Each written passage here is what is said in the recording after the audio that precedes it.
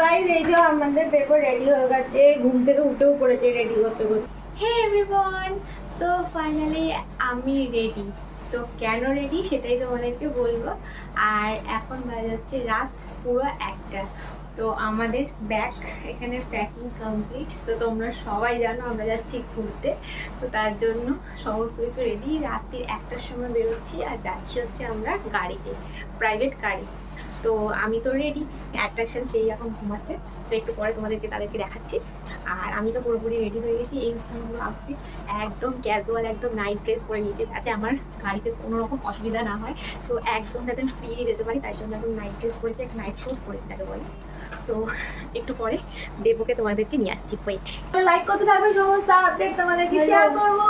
তো চলো এরপর কোথায় কি যাচ্ছি, মেন যেটা কোথায় যাচ্ছি সেটা নেক্সট ভিডিওতে তোমাদেরকে শেয়ার করবো। টাটা।